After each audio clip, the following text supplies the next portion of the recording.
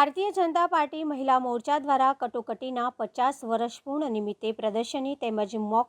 પાર્લામેન્ટરીનું આયોજન કરવામાં આવ્યું। 25 જૂન 1975ની સાલમાં તત્કાલીન વડાપ્રધાન ઇન્દિરા ગાંધી દ્વારા દેશના આપાતકાલીન સ્થિતિનું સર્જન કર્યું હતું, જેના 50 વર્ષ પૂર્ણ થતાની સાથે જ ભારતીય જનતા પાર્ટી પ્રદેશ મહિલા મોરચા દ્વારા વિવિધ કાર્યક્રમોનું આયોજન કરવામાં આવ્યું। ત્યારે વડોદરા ખાતે પણ ભારતીય જનતા પાર્ટી મહિલા મોરચા દ્વારા કટોકટીના 50 વર્ષ પૂર્ણ નિમિત્તે પ્રદર્શનીનું આયોજન કરવામાં આવ્યું। જ્યારે યુવા પેઢી કટોકટી વખતની પરિસ્થિતિ સમજી શકાય તે જ જાણી શકાય કે કેવા પ્રકારની પરિસ્થિતિ તે વખતે સર્જાઈ હતી, તે ઇતિહાસથી આ વખત થઈ શકે તેવા હેતુ સાથે શાળાના વિદ્યાર્થીઓ, ભારતીય જનતા પાર્ટી મહિલા કાર્યકર્તાઓ તેમજ ચૂંટાયેલા પ્રતિનિધિઓને 15થી વધુ મુદ્દાઓ આપી એક મોક પાર્લામેન્ટરીનું આયોજન કરવામાં આવ્યું હતું। પાર્લામેન્ટ જેવો માહોલ તૈયાર કરવામાં આવ્યો હતો। બેઠક વ્યવસ્થાની સાથે સાથે આ પ્રસંગે ભારતીય જનતા પાર્ટી ગુજરાત પ્રદેશ મહિલા મોરચાના પ્રમુખ પૂનમબેન સરવડા, પ્રદેશ મહિલા મોરચા મહામંત્રી સીમા મોહિલે, વડોદરા મહાનગર ભારતીય જનતા પાર્ટીના અધ્યક્ષ ડૉક્ટર જયપ્રકાશ સોની, ચહેરવાડી વિધાનસભા ધારાસભ્ય મનીષાબેન વકીલ, સયાજીગંજ વિધાનસભાના ધારાસભ્ય કેયુ રોકડિયા, મહામંત્રી સત્યેન કુલબાકર, જસવંતસિંહ, રાકેશ સેવક સહિત ભારતીય જનતા પાર્ટીના મહિલા મોરચાના પદ અધિકારીઓ વિશેષ ઉપસ્થિત રહ્યા હતા। સંવિધાન હત્યા દિવસ એટલે કે 25 જૂન 2025ના રોજ કટોકટી જે લાદવામાં આવી હતી કોંગ્રેસ સરકાર દ્વારા, એના 50 વર્ષ પૂર્ણ થયા અને જે પ્રકારની કટોકટીના સમયમાં અત્યાચારો, દમન એવું શાસન જે રહ્યું, એ શાસન અને સંવિધાનની જે પ્રકારની ગળું ગોંઠવામાં આવ્યું, એના 50 વર્ષની ઉજવણીના ભાગરૂપે આજે યુવાનોને, આગામી પેઢીને જાણકારી મળે કે કટોકટી કેવા પ્રકારની લાદવામાં આવી હતી, કેવા પ્રકારના અત્યાચારો થયા હતા અને એક અલગ પ્રકારના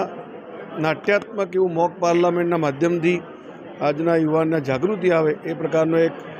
કાર્યક્રમ પ્રદેશ મહિલા મોરચા દ્વારા, વડોદરા મહાનગરના મહિલા મોરચા દ્વારા આ કાર્યક્રમ આયોજિત કરવામાં આવ્યો છે, જેમાં મોટી સંખ્યામાં બહેનો, કાઉન્સિલરશ્રીઓ, કોલેજના વિદ્યાર્થીઓ તથા યુવા જે મહિલાઓ છે એ આ કાર્યક્રમમાં જોડાઈ છે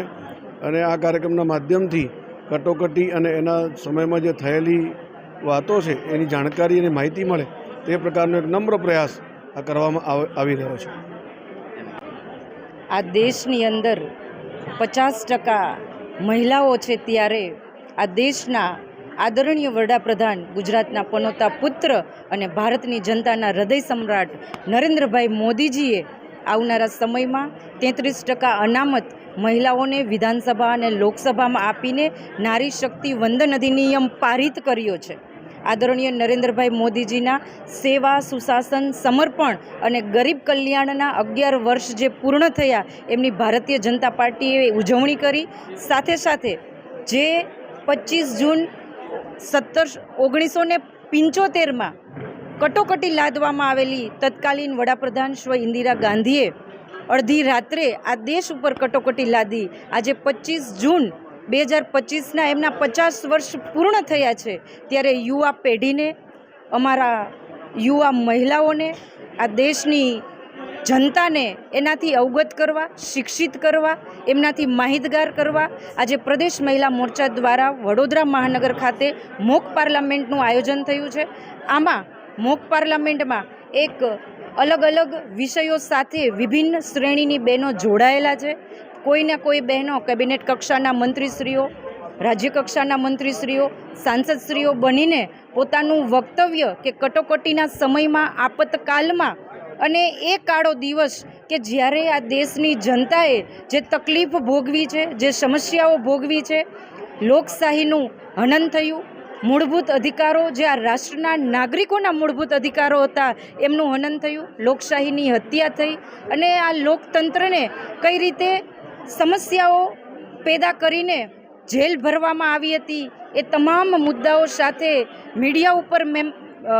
સેન્સરશિપ લાદવામાં આવેલી હતી, એ તમામ મુદ્દાઓ સાથે આજે બહેનોના આ સદનમાં વક્તવ્ય થવાના છે। અને આવી મોક પાર્લામેન્ટ કે આવનારા દિવસોમાં આદરણીય નરેન્દ્રભાઈ મોદીજીના નેતૃત્વમાં મહિલાઓ 33% સાથે વિધાનસભામાં અને લોકસભામાં પણ ઉપસ્થિત રહેવાની છે। ત્યારે આજની નારી એ ભાજપના સુશાસનમાં નરેન્દ્રભાઈ મોદીજીના નેતૃત્વમાં બહેનો કહી શકાય ને કે આત્મનિર્ભરતા અને સ્વતંત્રતાની ઉડાન ભરી રહી છે.